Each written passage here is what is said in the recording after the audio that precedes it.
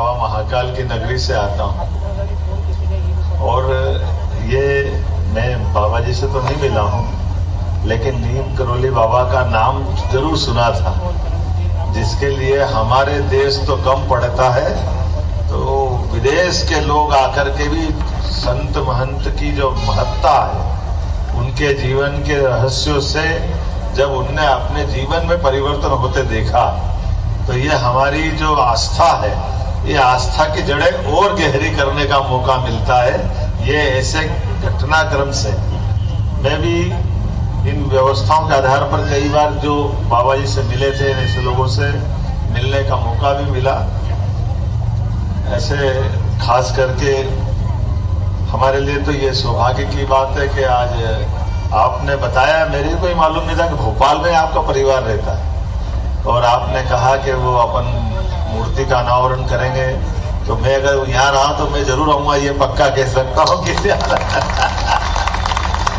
क्योंकि ये सारी सत्ताओं के ऊपर एक सत्ता है, वो सत्ता के प्रतिनिधि के नाते से हमने भगवान से बात करना तो हमारे बस की बात नहीं है, लेकिन ऐसी दिव्य आत्माओं से बात करके उनका संपर्क सानिध्य ला करके हमारी आस्था और गहरी होती है, ये मैं पक्का कह सकता हूँ। हमारे लिए सौभाग्य की बात है ऐसी दिव्य आत्माओं के इन व्यवस्थाओं से जोड़ करके, इसी से सनातन धर्म चलता है और हमारा अपने देश के अंदर का ये गौरव है। मैं विवेकानंद जी को याद करना चाहूँगा। स्वामी विवेकानंद जी के जीवन का सबको चरित्र और उनका जीवन का वो पक्ष भी मालूम है। बीएससी के विद्यार्थी कभी इन व्यवस्थाओं पे विश्वास नहीं करते थे, मन में आता था प्रश्न तो हर कोई से पूछते रहते थे, क्या आपने भगवान देखा, ईश्वर देखा है? कोई नहीं मिला तो ऐसे मिले कि उसके बाद रामकृष्ण परमहंस ने न केवल हाथ पकड़ के एहसास भी कराया, बल्कि काली माँ से सीधा परिचय करा दिया। और वो दिन था, उसके बाद का दिन था।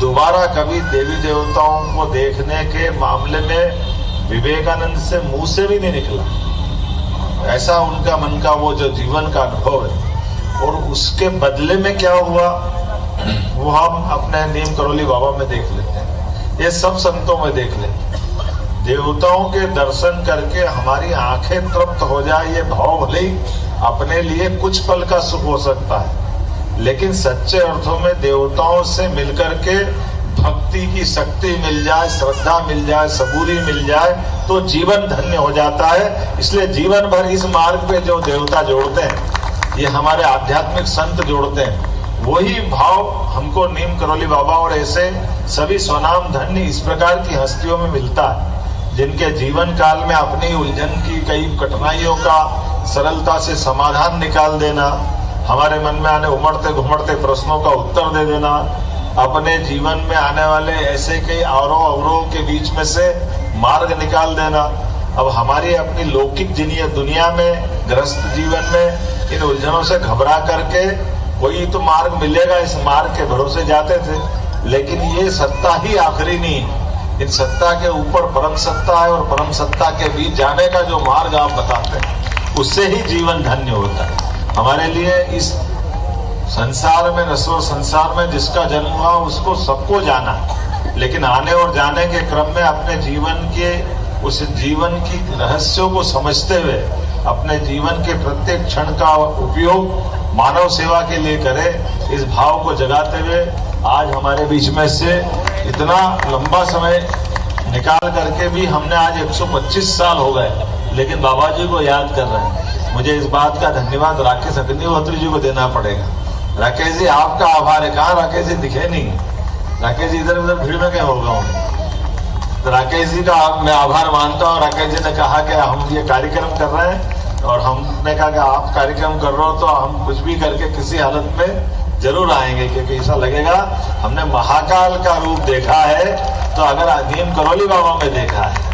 हमारे लिए जो शिव परंपरा है वो निराकार की परंपरा है, लेकिन निराकार का आकार जब साकार रूप लेता है, तो साकार रूप लेकर के वो हमको अपने परिवार की तरह लगते हैं, हमको लालायित करते हैं, हमको प्रेरित करते हैं। और ये देवता समान, ये हमारी आध्यात्मिक विभूतियां, ये जिस रूप में देखना चाहो उस रूप में दिखाई देती। इनको पकड़ नहीं सकते, इनको समझ नहीं सकते।